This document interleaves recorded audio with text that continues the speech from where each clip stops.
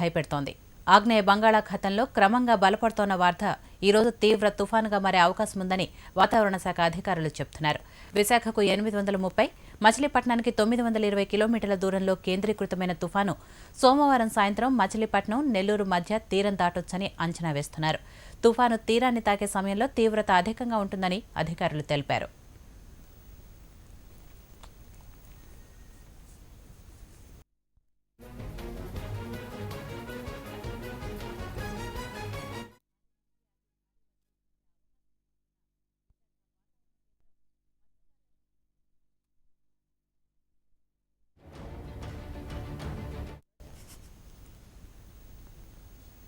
తుఫాను తీరం దాటే సమయంలో పలు ప్రాంతాల్లో భారీ నుంచి అతి భారీ వర్షాలు కురిసే అవకాశం ఉందంటున్న విశాఖ వాతావరణ కేంద్రం మత్స్యకారులను సముద్రంలోకి వెళ్లొద్దని ఆదేశించింది. ముఖ్యంగా తుఫాను ప్రభావం ఉభయ గోదావరితో పాటు కృష్ణా, గుంటూరు, ప్రకాశం, నెల్లూరు జిల్లాల్లో అత్యధికంగా ఉంటుందని, మిగతా ప్రాంతాల్లో సాధారణ వర్షాలు కురుస్తాయని తెలిపింది. మరోవైపు అన్ని పోర్టుల్లో రెండో ప్రమాద హెచ్చరిక జారీ చేసిన అధికారులు తీరం వెంబడి 60 కిలోమీటర్ల వేగంతో ఈదురుగాలులు వీస్తాయని తెలిపారు.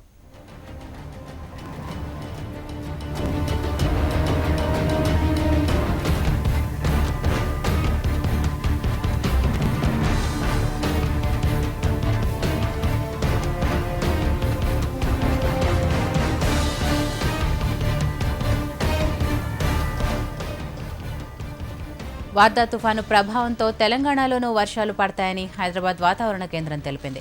తుఫాను కోస్తా తీరం దాటాక బలహీనపడే అవకాశం ఉన్నందున తెలంగాణపై తీవ్ర ప్రభావం ఉండదని, కానీ రాత్రి ఉష్ణోగ్రతలు భారీగా పడిపోతాయని, దీంతో చలి తీవ్రతంగా పెరుగుతుందని ప్రకటించింది.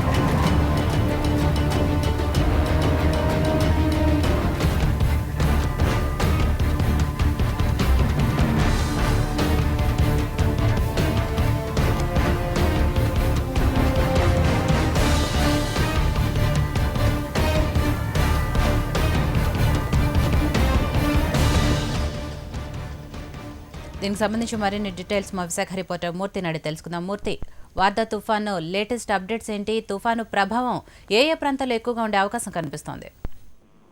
లిఖిత, వార్దా తుఫాను పెను తుఫానుగా మారినట్లుగా వాతావరణ శాఖ అధికారులు కొద్దిసేపటి క్రితమే ప్రకటించారు. అయితే దీని ప్రభావం కోస్తాపై అధికంగా ఉంటుందని చెప్పి వాతావరణ శాఖ అధికారులు హెచ్చరిస్తున్నారు. ముఖ్యంగా మత్స్యకారులు ఎవరైతే ఇప్పుడు చేపల వేటలో సముద్ర మధ్యలో ఉన్నారో వాళ్ళందరినీ వెనక్కి పిలిపించే ఏర్పాటు కూడా ముమ్మరంగా చేపట్టినట్టుగా మనకు సమాచారం ఉంది. అయితే ఇది రేపు ఉదయం నుంచి కోస్తాలో తీవ్ర ప్రభావం చూపించవచ్చు అంటున్నారు. ఈ రోజు వరకు కొంత డ్రైగా ఉండిన రేపటి నుంచి భారీ వర్షాలు, అతి భారీ వర్షాలు పడే అవకాశం ఉన్నట్లుగా చెప్తున్నారు. అలాగే గంటకి 45 నుంచి 50 కిలోమీటర్ల వేగంతో బలమైన ఎదురుగాలులు సముద్రం మీదుగా వీస్తాయని ఇప్పుడు ప్రస్తుతం 840 కిలోమీటర్ల దక్షిణ ఈ కేంద్రీకృత సుమారు 250 కిలోమీటర్ల దగ్గర వచ్చేసరికి కూడా ఈ వాతావరణ రాడార్ పరిధిలోకి వస్తాయి కాబట్టి అది ఎక్కడ తీరం దాటే అవకాశం అనేది అప్పుడు నిర్ధారించుకునే పరిస్థితి ఉంది. ప్రస్తుతానికి ఇది మచిలీపట్నం, నెల్లూరు మధ్య తీరం దాటే అవకాశం ఉన్నట్లుగా వాతావరణ శాఖ అధికారులు అంచనా వేస్తున్నారు.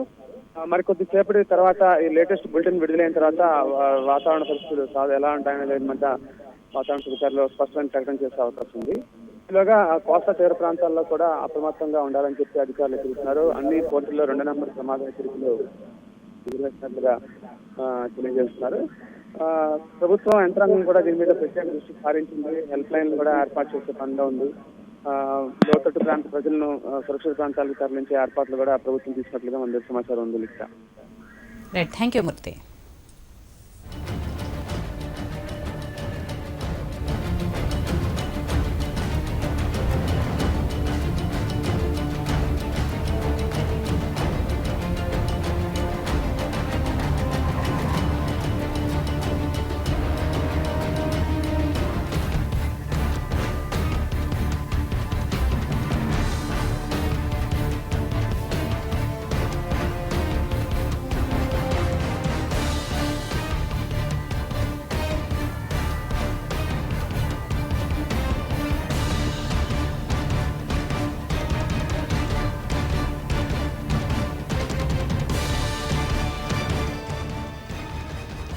వార్దా తుఫాను ప్రభావంతో తెలంగాణలోనూ వర్షాలు పడతాయని హైదరాబాద్ వాతావరణ కేంద్రం తెలిపింది.